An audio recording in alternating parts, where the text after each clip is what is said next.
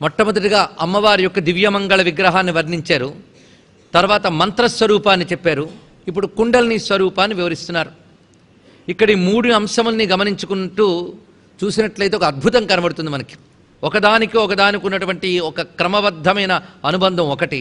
రెండవ వైపు పరబ్రహ్మముని జీవుడు ఏ విధంగా చేరతాడు అంటే రెండు విధములుగా చెప్తారు. ఇక్కడ పరబ్రహ్మము గురించి ఉపాస్య బ్రహ్మము, జ్ఞేయ బ్రహ్మము అని రెండు వ్యవహారాలు ఉన్నాయి. దీన్నే నిర్గుణ బ్రహ్మ, సగుణ బ్రహ్మ అని వ్యవహారంలో మనకు కనబడుతుంది. సగుణ బ్రహ్మమునే ఉపాసిస్తాం, నిర్గుణ బ్రహ్మాన్ని ఉపాసించడం కాదు, అది పొందవలసిందే. అక్కడ ఉపాసన, మంత్రము, తంత్రము ఏమీ ఉండదు. కనుక నిర్గుణ బ్రహ్మముని జ్ఞేయ బ్రహ్మము అంటారు. అది కేవలం వేదాంత విచారణ ద్వారా తెలుసుకోవాల్సిందే. ఉపాసన అంతా సగుణ బ్రహ్మము గురించే. ఈ సగుణ బ్రహ్మ ఉపాసన మళ్ళీ మూడు రకాలుగా ఉంటుంది. ఆ సగుణ బ్రహ్మ ఉపాసన మొట్టమొదటిగా దివ్యమంగళ విగ్రహం, ఇది ధ్యానం చేసి ఉపాసించవలసింది. రెండవది మంత్రస్వరూపం, ఇది జపం చేసి ఉపాసించవలసింది. మూడవది కుండలిని స్వరూపం. ఈ కుండలిని ముఖ్య ప్రాణశక్తిగా మనలో సంచరిస్తున్నది. దీన్ని గమనించడమే పెద్ద ఉపాసన. ఈ విధంగా సగుణ బ్రహ్మోపాసన మూడు విధములుగా అవుతుంది. ఒకటి రూపధ్యానము, మంత్రజపము, కుండలిని ఉపాసన. ఆ మూడవది కుండలిని. ఇది ఉపాస్య బ్రహ్మము. ఉపాసన అంటే ఇది. ఇప్పుడు ఏ సంప్రదాయంలో మీరు వెళ్ళండి ఇంతే. మహామార్పు అయితే ఎక్కడుంటుందయ్యా అంటే, శివోపాసన చేస్తే శివరూపం శివమంత్రం మారింది, విష్ణు ఉపాసన చేస్తే విష్ణు రూపం విష్ణు మంత్రం మారింది. కానీ కుండలిని అనేటువంటిది మాత్రం రెండింటికి ఒకటే. ఎందుకంటే పరబ్రహ్మ ఒక్కడే. ఉపాస్య బ్రహ్మము, సగుణ బ్రహ్మము అన్నప్పుడు మారుతున్నాయి. నిర్గుణ బ్రహ్మములో ఇన్ని వెరైటీల్లో ఉన్నది ఒకటే, అది ఏకం అద్వితీయం బ్రహ్మ, అది నిర్గుణ బ్రహ్మం. కనుక అమ్మవారు ఎవరు? సగుణ బ్రహ్మమా, నిర్గుణ బ్రహ్మమా? రెండూను. నిర్గుణ బ్రహ్మము ఆవిడయే, సగుణ బ్రహ్మము ఆవిడయే. ఇప్పుడు మనం చెప్పుతున్న నామములన్నీ ఉపాస్య బ్రహ్మ నామములు. అందుకే ఉపాస్య బ్రహ్మమును ఎలా పొందాలో అలా చూపిస్తున్నాడు క్రమాన్ని. ఉపాస్య బ్రహ్మములో అమ్మ రూపధ్యానం ముందు చేసుకున్నాం. తర్వాత మంత్రస్వరూపాన్ని శ్రీమద్వాగ్భవ కూటైక స్వరూపము కపంకజా దగ్గర నుంచి చెప్పుకున్నాం. రెండు రూపములయ్యే. మూడవది కుండలిని. ఈ కుండలిని రూపాన్ని ఇప్పుడు చూస్తున్నాం. అయితే ఇదంతా సగుణ బ్రహ్మం పూర్తవుతుంది. ఇంకా ఉపాస్య బ్రహ్మకు సంబంధించిన నామములు దీని తర్వాత కూడా ఉంటాయి. నిర్గుణ బ్రహ్మమే అమ్మవారిని ప్రతిపాదించే నామాలు మరొక చోటు ఉంటాయి. సగుణ బ్రహ్మమునందు బాగా మనం పండినట్లయితే ఆ ఉపాస్య బ్రహ్మతత్వమే మనల్ని నిర్గుణ బ్రహ్మంలోకి చేర్చుతుంది. దానికోసం యాతన పడక్కర్లేదు. సగుణ బ్రహ్మోపాసన చక్కగా చేస్తే అది మనల్ని నిర్గుణ బ్రహ్మ స్థితికి తీసుకువెళుతుంది. ఆ నిర్గుణ బ్రహ్మ స్థితిని పొందడమే అద్వైత సిద్ధి, జీవన్ముక్తి అని అంటారు. అది కలిగించేది ఉపాస్య బ్రహ్మం యొక్క ఉపాసన. ఇది మొత్తం మన హైందవ లేదా వైదిక సంస్కృతిలో సనాతన ధర్మంలో ఉన్న దాని యొక్క స్వరూపం ఇంతే. అందుకు ఇప్పుడు కుండలిని రూపంగా, అందుకు ఉపాసన పరిపూర్ణం కావాలంటే మూడు రకాలుగాను కావాలి. ఒకవైపు రూపాన్ని ధ్యానించాలి, మంత్రాన్ని జపించాలి, కుండలిని రూపంగా ఉపాసన చేయాలి. అందుకే మంత్రాన్ని శ్వాసతో చేయమంటారు. మీరు గమనించండి, ఏ ఉపాసనలో దిగినప్పటికీ కూడా షట్చక్ర విద్య ఉంది. ఏ ఉపాసనలోనైనా షట్చక్రములు యందు ఆరాధన ఉన్నది. అక్కడ మంత్రము తంత్రము మారిన పద్ధతి మాత్రం ఇదే. ఆఖరికి భాగవతంలో కూడాను ఉదరముపాసతే ఇలాంటి మాటల్లో మణిపూర చక్రములు ఇవన్నీ చెప్పారు. అందుకే ఇవేవో కేవలం లలితకు మాత్రమే పరిమితమని కాదు, అమ్మవారు అనుగ్రహం కావాలనుకున్న వాళ్ళందరికీ కావాలి. కులాంగన నామని వివరించుకున్నాం. కులము అంటే నిన్న అనేక అర్థాలు చెప్పుకున్నాం, అన్నీ అన్వయించుకున్నాం. ఇక్కడ ప్రధానంగా కుండలిని స్వరూపంగా చెప్తున్నాం గనక కులము అనగా షట్చక్రములే కులములు. ఈ షట్చక్ర పద్మముల్ని కలుపుకొని మనం కులం అంటున్నాం. ఈ కులమునందు ప్రకాశించేటువంటి కుండలిని తల్లి, ఆవిడ మనలో ముఖ్య ప్రాణముగా ఉన్నది. ఆ ప్రాణశక్తి చేతనే ఈ శరీరం అంతా పోషింపబడుతున్నది. అందుకే మన శరీరానికి అమృతం ఎవరు? కుండలిని రూపినేటువంటి అమ్మవారు. ఇది చిచ్చక్తి. ఆ చిచ్చక్తి ప్రసరిస్తున్నది. ఆ ప్రసరిస్తున్న చిచ్చక్తిని మనలో గమనించుకుంటూ వెళ్ళడమే చేయవలసిన ఉపాసన. కులామృతైక రసిక, కుల సంకేత పాలిని, ఈ రెండిట్లో మనం వివరంగా చెప్పుకున్నాం. కులాంగన, కులమునందు సంచరించు అంగన అంటే షట్చక్రాల్లో సంచరించేది ఒకటి. కులాంగన అనగా కుల స్త్రీ, మర్యాదలు, పద్ధతి, సంప్రదాయము కలిగిన స్త్రీని మనం కులస్త్రీ అని అంటాం. ఒక చక్కటి వంశపరంపర, ఆచార పరంపర ఇవన్నీ ఉంటే కులస్త్రీ. అమ్మవారు కులస్త్రీయే. ఎందుకంటే చక్కని ఆచార పరంపర ఉన్నది, మర్యాద ఉన్నది. కనుక అమ్మవారి విద్యయే కులాంగనా విద్య. ఇది యోగ్యులు కాని వారికి చెప్పరాదు. దీనికి ఒక పరంపర ఉంది, పద్ధతి ఉంది, మర్యాదలు ఉన్నాయి. ఒక కులాంగనకి ఎన్ని మర్యాదలు ఉన్నాయో శ్రీ విద్యకి అన్ని మర్యాదలు ఉన్నాయి గనక ఇది కులాంగనా విద్య అని చెప్పబడుతున్నది. ఇది మనం చెప్పుకున్నటువంటి నామార్థం. ఇప్పుడు కులాంతస్థ తర్వాత నామం ఇది కుల అంతస్థ. ఇందాక చెప్పిన భావం ప్రకారంగా మనం చూసుకుంటూ ఉంటే ఈ కులము నడుమ ఉన్నది. అంతః అంటే లోపలి భాగంలో, స్థ అంటే ఉన్నది. ఈ కులము లోపల ఉన్నది. అనగా ఈ షట్చక్రముల్లో ప్రతిదానియందు అమ్మయే ప్రకాశిస్తున్నది. ఒక్కొక్క చక్రస్థానానికి వెళుతున్నప్పుడు ఒక్కొక్క దేవతా స్వరూపాన్ని చెప్పారు, ఒక్కొక్క రకమైన సిద్ధిని చెప్పారు. కానీ ఆ దేవతా స్వరూపం అమ్మవారే. మూలాధారం దగ్గర గణపతి అంటున్నాం, స్వాధిష్టానం దగ్గర బ్రహ్మ అంటున్నాం, మణిపూరం దగ్గర విష్ణు అంటున్నాం. ఇలా ఒక్కొక్కటి చెప్పుకుంటూ ఒక్కొక్క చక్రంకి వెళ్ళేటప్పుడు తత్త దేవతారూపములతున్నది ఆతల్లే అని కులాంతస్థ. ఇది మరొక అర్థం. ఇప్పుడు కులం గురించి మనం నేను చెప్పుకున్న దానికి ఒకవైపు ఆచార కులం అనొక మాట, కులము అనగా షట్చక్రములు, అలాగే కులము అనగా గురువంశ ఆచారము, ఆ గురువంశ పరంపరని కులం అంటారు. మూలాధారమును కులస్థానం అని అంటారని. కుహు పృథివీతత్వం ఎత్ర లీయతే తత్కులం, మూలాధారాంతర స్థిత కులాంగన, సజాతీయానాం మూలాధారాది ఆజ్ఞాంతానాం కమలానాం సమూహోవా కులం అన్నారు ఇక్కడ నిర్వచనం చెప్తూ. మూలాధారాది ఆజ్ఞాంతానాం కమలానాం. ఇప్పుడు చూడండి, మూలాధారము నుంచి ఆజ్ఞ వరకు ఉన్నటువంటి కమలములు అంటే షట్చక్రములకి మరొక పేరేమిటి? షట్ కమలములు. అవి మొగ్గల్లాగా ఉన్నాయట. ఈ కుండల్ని జాగృతి జరుగుతుంటే అది విచ్చుకుంటూ ఉంటాయి. అది విచ్చుకుంటూ ఉంటున్న కొద్దీ దివ్య జ్ఞానములు అర్థమవుతూ ఉంటాయి. అవి కానీ విచ్చుకోకపోతే దివ్యత్వం చెప్పినా అర్థం కాదు. అందుకే విచ్చుకోవడం లక్షణం చేత వాటి కమలములు అని పేరు. అందుకే షట్కమలములు. మూలాధార షట్కమలముల నెమ్మదిగానే దాటి వచ్చి తిని ధన్యోస్మి అని ఒక రాజరాజేశ్వరి గీతం, ఒక సంప్రదాయమైన గీతం ఉందండి. అమ్మవారి దర్శనం సహస్రారంలో చూసిన అనుభూతితో ఒక యోగి చేశాడు ఈ గీతాన్ని. అది మూలాధారములు కమలములు అని అంటారు. ఇవన్నీ కలిపితే కులం. సరిగ్గా ఈ మంత్రము శ్రీ సూక్తంలో వస్తుంది. శ్రియం వాసయ మే కులే మాతరం పద్మమాలిని. అక్కడ శ్రియం వాసయ మే కులే. మే కులే అంటే నా షట్చక్రముల యందు శ్రియం, శ్రీ అనగా శ్రీమాత ప్రకాశించుగాక. అది దాని యొక్క అర్థం. ఇవి ఎలా ఉన్నాయి షట్చక్రములు? పద్మమాలిని. పద్మములు వరుస పెట్టినట్టుగా 6 పద్మములు ఒకదాని కింద ఒకటి ఉన్నాయి కనుక పద్మమాలిని. మొత్తం శ్రీ సూక్తమంతా శ్రీ విద్యయే. అందుకే తల్లి అశ్వపూర్వాం రథమధ్యాం హస్తినాద ప్రబోధినిం. అశ్వపూర్వాం అశ్వారూఢ, రథమధ్యాం చక్రరాజరథారూఢ సర్వాయుధ పరిష్కృత కిరిచక్ర గేయచక్ర, హస్తినాద ప్రబోధినిం సంపత్కరి. చూడండి, మొత్తం శ్రీ సూక్తం అంతా కనబడుతున్నది. అందుకే శ్రీ సూక్తము, శ్రీ విద్య, శ్రీమంత్రం, శ్రీయంత్రం, లలితా శాస్త్రం ఒకదానికోటి ఉన్నాను అనుబంధములు ఇవన్నీ కూడా. అందుకే శ్రియం వాసయమే కులే అనేది కూడా ఆ కుల శబ్దంతోనే చెప్పబడుతున్నది. ఇప్పుడు ఆ తల్లి కులం తత్ర స్థితావా కుండలిని స్వరూప పరాశక్తి. కనుక కులాంతస్థ ఎవరు? కుండలిని అని వివరిస్తూ ఇప్పుడు ధ్యానం చేసేటప్పుడు ప్రతివారు ఇప్పుడు కుండలిని ప్రక్రియలు గురువుల ద్వారా తెలుసుకోవాల్సినవి ఏవో ఉంటాయి. అవి అక్కడ పెట్టి ఇవి చదివేటప్పుడు లేదా ఏకాంతంలో ఉన్నప్పుడు ఈ నామాలు అనుకున్నప్పుడు ఒకరొక ధ్యానం చేసుకోవచ్చు. ఈ ప్రక్రియ కూడా సత్ఫలితం ఇస్తుంది. ఇది ఇబ్బంది లేని ప్రక్రియ. మూలాది బిలపర్యంతం మహాత్రిపుర సుందరీం యా తనుస్తే తటిత్ప్రక్షాం తాం భజే భవనాశినీం. ఈ శ్లోకంతో అమ్మవారిని ధ్యానం చేస్తారు. మూలాది బిలపర్యంతం. ఇక్కడ బిలము అంటే బ్రహ్మరంధ్రమే. మూలాధార స్థానాన్ని కూడా బిలం అంటారు. ఇక్కడి నుంచి అక్కడి వరకు ఉన్నటువంటిది గొట్టం వలె ఉన్న బిలమార్గం, పద్మనాళము వలె ఉంటుంది. అందుకే మూలాది బిలపర్యంతం మహాత్రిపుర సుందరం. ఇక్కడి నుంచి అక్కడ వరకు ఉంది మహాత్రిపుర సుందరి. ఎలా ఉందంటే మెరుపు తీగలా ప్రకాశిస్తున్నది. అటువంటి తల్లిని ధ్యానిస్తే భవనాశిని, ఆవిడ భవనాశిని. అందుకు కులాంగన, కులాంతస్థ, కౌళిని ఇప్పుడు వచ్చాం. ఇవన్నీ ఒకే భావ సంబంధమైన నామాలు గనక కౌళిని అంటే కుల సంబంధమైనది కౌళిని. అనగా ఇంతవరకు చెప్పినటువంటి ఈ కులముల అన్నింటి యొక్క సమూహ స్వరూపం ఇవిడ. అందుకు కౌళిని అనే దానికి మరొక అర్థం ఉన్నది. ఇది తర్వాత నామంతో అనుబంధం ఉంది కనుక కొంచెం జాగ్రత్తగా తెలుసుకోవాల్సింది. కౌళిని అంటే కులము అకులము రెండిటి మధ్య అనుబంధమే కౌలము అన్నారు. ఇది తెలుసుకోవాల్సింది కౌళిని అని. కులం అకులం ఇప్పుడు తర్వాత రాబోతుంది ఎలాగో ఆ నామం, ఇప్పుడు తెలుసుకోవచ్చు. అందుకే కౌళిని, కులయోగని, అకుల వస్తుంది కదా, అందుకు తెలియాలి. కులము అకులము అని 2 చెప్పారు. కులము అంటే షట్చక్రముల్ని కలుపుకుంటే కులము, అకులము అంటే సహస్రార స్థానము. ఎందుకంటే ఈ 6ంటికి అతీతం అది. ఇది 6ంట్లో లెక్క కాదు, అది పరమగమ్యం. ఇవన్నీ మజిలీలు, అది గమ్యం. మజిలీ ముఖ్యమా గమ్యం ముఖ్యమా? గమ్యమే ముఖ్యం, కానీ మజిలీలు ఎందుకు గమ్యం లేదు. అందుకు కులము ద్వారా అకులాన్ని తెలుసుకోవాలి. అందుకు ముందు కులనామాలు చెప్పారు, తర్వాత అకులాన్ని చెప్పారు. కులము ద్వారా అకులాన్ని వెళ్ళాలట. అంటే షట్చక్రములు అనబడే కులము ద్వారా అకులమైనటువంటి సహస్రారానికి చేరుకోవాలి. ఈ కులం నుంచి అకులానికి ఉండే గమనము, పద్ధతి, మార్గము ఇదంతా కలిపితే దానికి కౌళిని అని వివరం. అందుకే కులం శక్తిరితి ప్రోక్తం అకులం శివ ఉచ్యతే. కనుక సహస్రార స్థానాన్ని శివస్థానం అని అంటారు.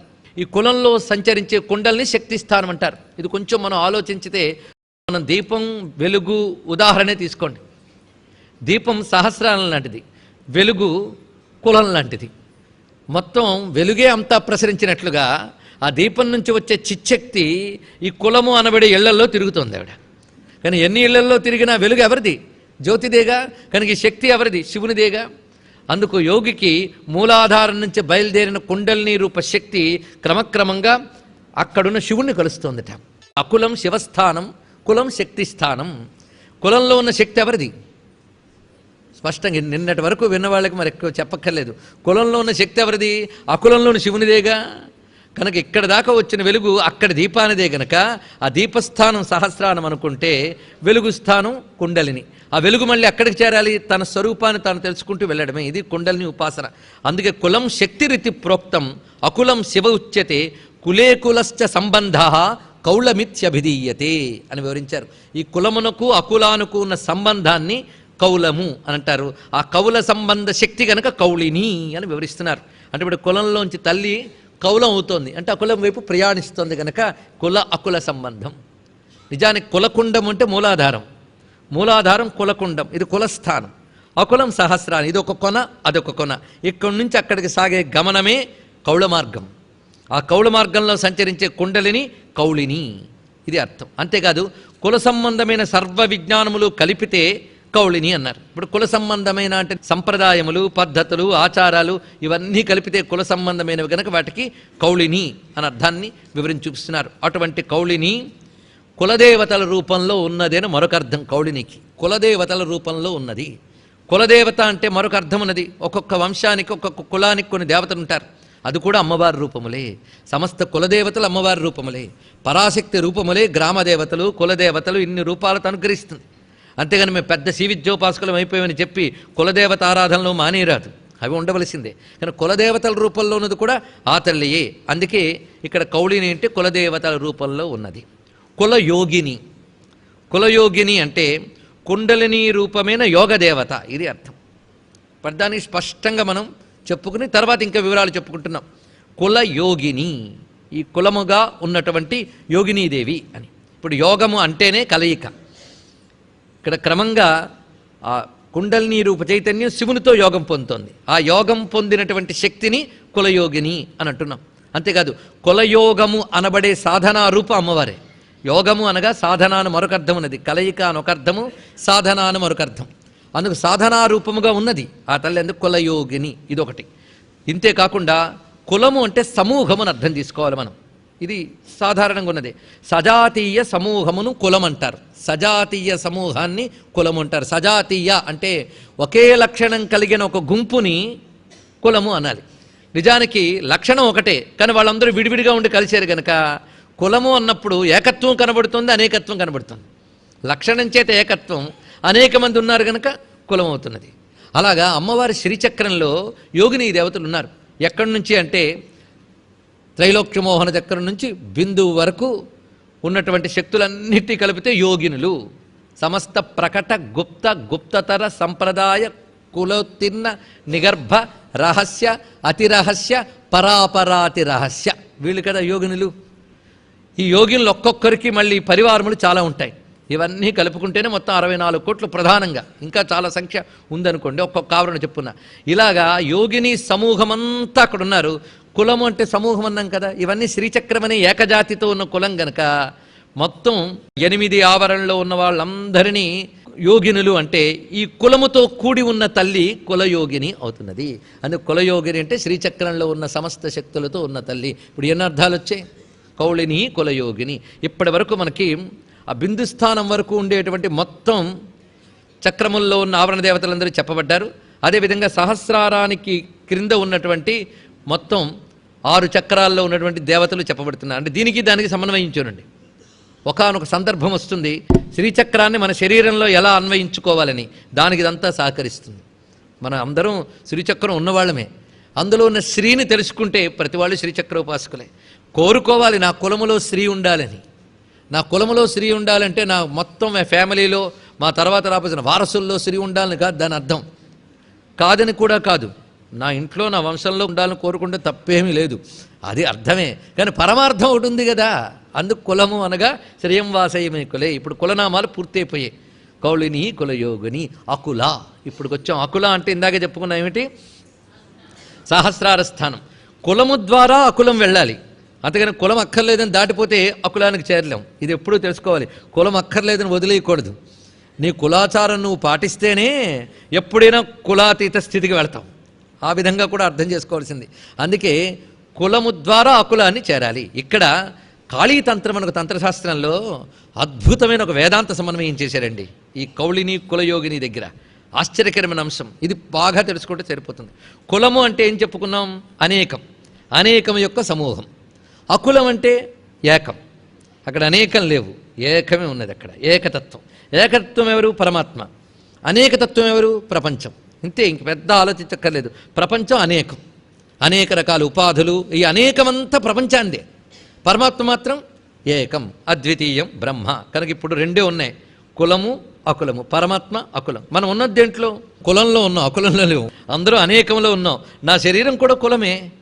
ఇంద్రియ కులం ఉంది, ఇంద్రియములు అన్నీ కలిసి ఉన్నప్పుడు ఇది కులమే. నా శరీరం కులం, ఈ ప్రపంచం కులం. కనుక మనందరం దేంట్లో ఉన్నాం? కులంలో ఉన్నాం. కులంలో ఉన్న మనం ఈ కుల అంగని తెలుసుకోవాలట. అంటే ఈ శరీరంలో ఈ చైతన్య రూపంగా అమ్మవారు ఉన్నారు. ఆ అమ్మవారిని తెలుసుకుంటూ వెళితే కులంలోంచి అకులానికి వెళ్ళగలము అన్నాడు. అందుకే శరీరమే కులము, ఆత్మయే అకులము అందండి కాళీతంత్రం. ఎంత అద్భుతమైన సమన్వయం! ఒక్కటి ఆలోచించుకుంటే చాలు. శరీరము కులము, ఆత్మ అకులం. కనుక అకులం ఆత్మ ఒక్కటే. సృష్టిలో ఆత్మరూపంతో అందరూ ఒక్కటే. అందరూ నేను నేను ఆత్మనే చెప్తారు, కానీ తేడా ఎక్కడొచ్చింది? కులంలోనూ వచ్చింది. కనుక శరీర కులం, ప్రపంచ కులం, ఈ కులం ద్వారానే అకులాన్ని మనం పొందగలగాలి. కనుక శరీరం అనే కులంలో ఆత్మ అనే అకులం పొందడానికి కులమే సాధన అవుతుంది. అందుకే శరీరముని మన అకులం పొందడానికి ప్రయత్నం చేస్తుంటే ఈ శరీరంలో చైతన్యముగా ఉన్న స్వరూపమే మనల్ని అకుల స్థితికి తీసుకువెళుతుంది. ఇది మనకి శరీర కులము నుంచి ఆత్మ అనే అకులాన్ని చేరాలి అని కాళీతంత్రం చాలా అద్భుతంగా చెప్పిందండి. మొత్తానికి ఇక్కడ తెలుస్తున్నది ఏంటంటే, కుండలిని యోగం అని పేరు పెట్టిన, మంత్రోపాసన అని పేరు పెట్టిన, దేవతా పూజ అని పేరు పెట్టిన, ప్రాథమిక దశలో ఇవన్నీ ఉపాసనలు అని చెప్పబడతాయి. పరమార్థ దశలో ఇవన్నీ ఉపనిషత్తులుగా పర్యవసిస్తాయి. వీటికి ఉన్న అనుబంధం ఈ విధంగా మనం తెలుసుకుంటున్నాం. కనుక అకుల అనే నామం వచ్చేటప్పటికల్లా ఈ కులములకు చైతన్యమిస్తూ కులానికి అతీతంగా ఉన్నటువంటి ఏకస్వరూపిణి అని ఒక అర్థము. సహస్రార స్థానంలో ఉన్నటువంటిది అకుల. అకుల అయినది ఎలా ఉంటుంది? ఈ మూడు నామములు ఒక లింక్ అండి. అకుల సమయాంతస్థ సమయాచార తత్పరా. మూడు నామములు ఒక సంబంధం. అకులంలో అమ్మవారు సమయ అనే రూపముగా ఉంటుందిట. అకులములో ఉన్నటువంటి స్థితిని సమయ, ఆ సమయస్వరూపముగా ఉంటుంది కనుక సమయాంతస్థ అని చెప్పారు. సమయము అంటే ఇప్పుడు తెలుసుకోవాలి మనం. సమయం అంటే టైం అని కాదు ఇక్కడ అర్థం. సమయం అంటే సమత్వము యొక్క స్థితిని సమయము అంటారు. ఇక్కడ అకులంలో అమ్మవారు ఎలా ఉంటారంటే సమయముగా ఉంటారట. ఇప్పుడు కొంచెం చూడండి. కులం శక్తిరీతి ప్రోక్తం అకులం శివ ఉచ్యతే అని చెప్పుకున్నాం కదా. అకులం శివస్థానం, కులం శక్తి స్థానం. ఇంతవరకు కులాంగని వెళ్ళి ఎక్కడికి చేరింది? అకులానికి చేరింది. చేరగానే ఎవరితో కలిసింది? శక్తి శివుడితో కలిసింది. శక్తి శివుడితో కలిసినప్పుడు ఆ రెండు కలిసిపోయాయి కదా. రెండు కలిస్తే సమము. సమం అంటే రెండిటి యొక్క సామరస్యం. ఇది ఈ రెండు సమస్థానంలో కలిసిపోయాయి. ఇప్పుడు శివశక్తులు ఏకమైపోయాయి. ఈ శివశక్తులు ఏకమైపోయిన స్థితిని సమయము అంటారు. ఆ స్థితిలో సహస్రారంలో భాషిస్తోంది కనుక సమయాంతస్థ. కనుక సమయం అంటే అర్థం ఏంటి? శివశక్తుల ఏకత్వమే సమయము. అది ఆ స్థితిలో ఉన్నది కనుక సమయాంతస్థ. ఆ సమయాంతస్థ అయిన చైతన్యాన్ని మనం పొందవలసిన విధానం సమయాచారము. ఇది సమయాచారము. సమయాచారం అంటే ఏమిటో కాదు, శివశక్తుల ఏకత్వాన్ని మర్చిపోకుండా ఉపాసన చేస్తూ ఉండాలి. ఇది మనం అనేక రకాలుగా చెప్పుకున్నాం మొదటి నుంచి. ఆ కదలికి తెచ్చుకోండి, ఒక్కసారి మనస్సులోంచి చైతన్యాన్ని తెచ్చుకోండి, స్తబ్దతను విడిచిపెట్టండి, అందులో ఉన్న అద్భుతం కనబడుతుంది. ఒకటి చెప్తే ఇదివరకు చెప్పిన భావాలు కానీ సహకరించాయా ఒక అద్భుతం. శక్తి శివుడు చూపించాం. శక్తి అంటే ప్రపంచమంతా వ్యాపించిన చైతన్యం. ఇది అందరికీ అనుభవం ఉంది. ఈ చైతన్యానికి మూలమైన వాడు పరమాత్మ, అతడు శివుడు. ఈ రెండిటికి అనుబంధం ఉంది అని ఎరుక ఎప్పుడు ఉండాలి మనకి. ఉందా? మనకి లేదు. ప్రపంచాన్ని చూస్తున్నాం, ప్రపంచంలో ఉన్న శక్తిని చూసి మురిసిపోతున్నాం, ఇది కావాలని అడుగుతున్నాం. కానీ ఈ శక్తి ఎవడదో ఆ పరమేశ్వరుని గుర్తు తెచ్చుకున్నామా? గుర్తు తెచ్చుకుంటే 24 గంటలు ఆ గుర్తులో ఉండాలా లేదా? ఆ స్పృహలో ఉండాలా లేదా? కనుక శక్తి శివుడు కలిసే ఉన్నారు. ఈ ప్రపంచమంతా వ్యాపించిన శక్తి ఆ పరమేశ్వరునిదే అని ఎరుక కలిగినప్పుడు మన సృష్టిలో ప్రతి దానిలో పరమేశ్వర చైతన్యాన్ని కలిపి చూస్తాం. అలాగే ఈశ్వరుణ్ణి విస్మరించకుండా ప్రపంచాన్ని చూడగలిగితే అదే పెద్ద సమయాచారం అండి. ఇదే సర్వం బ్రహ్మమయం జగత్ అనే మాట. విశ్వమంతా ఆయన శక్తితోనే ఉంది అంటే ఇంక నేనెవరు? నాలో ఉన్న శక్తి వేరా? ఇది కూడా ఈశ్వర చైతన్యమేగా. ఇప్పుడు నేనెవరయ్యాను? నేనని వేరే లేదు, అంతా ఒకటే. ఈ స్థితికి వెళతాం అంటే ఇది క్రమంగా మనకి అద్వైత స్థితిని తీసుకెళ్తున్నది. కనుక సమయాచారం అన్నా అద్వైత వేదాంతం అన్నా రెండూ ఒకటే, వేదాంత మార్గమే. సమయాచారములో శివశక్తి ఏకత్వాన్ని తెలుసుకుని చేసే ఉపాసన. అందుకే శ్రీ విద్యోపాసన చేసేటప్పుడు ఎప్పుడు ఎరుకలో ఉండవలసింది ఏంటంటే శివశక్తులు ఏకస్వరూపము. ఇది చేస్తేనే తల్లిదండ్రులను ఉపాసించినట్టు అవుతుంది. ఈ తల్లిదండ్రులను ఉపాసించడం అయినప్పుడు వీళ్ళు ఏమవుతున్నారు? పిల్లలు అవుతున్నారు. తల్లిదండ్రులు పిల్లలు అనే భావన చాలా చక్కనిది. అలా కాకుండా కేవలం శివుణ్ణి విస్మరించే శక్తిని మాత్రమే ఉపాసిస్తే అది సమయాచారం అనిపించుకోదు, దాన్ని క్షుద్రాచారం అంటారండి ఒక విధంగా. అందుకే శివశక్తుల ఏకత్వం ఎప్పుడూ మర్చిపోరాదు. అప్పుడు వారి సామ్యములు ఎక్కడెక్కడున్నాయో పరిశీలించమన్నాడు శాస్త్రంలో. అందుకే సమయాచారం అనే దానికి వ్యాఖ్యానం చెప్తున్నారు భాష్యకారులు ఇక్కడ. సమయము అంటే సామ్యము. ఈ సామ్యములు శివశక్తులకు ఎన్ని రకములుగా ఉన్నాయో చూద్దాం. ఒకటి అనుష్ఠాన సామ్యము, రెండవది అధిష్టాన సామ్యము, మూడవది రూపసామ్యము, నాలుగవది నామసామ్యము. ఇవి సమయములు చెప్తూ వివరిస్తున్నారు. అధిష్టాన సామ్యము, అనుష్ఠాన సామ్యము, రూపసామ్యము, నామసామ్యము, అవస్థాసామ్యము. మొత్తం ఈ పంచవిధ సామ్యములు తెలిసి ఉపాసన చేస్తే అది సమయాచారము. అది మంత్రం చేస్తున్నప్పుడు కూడా ఈ స్పృహ ఉండాలండి.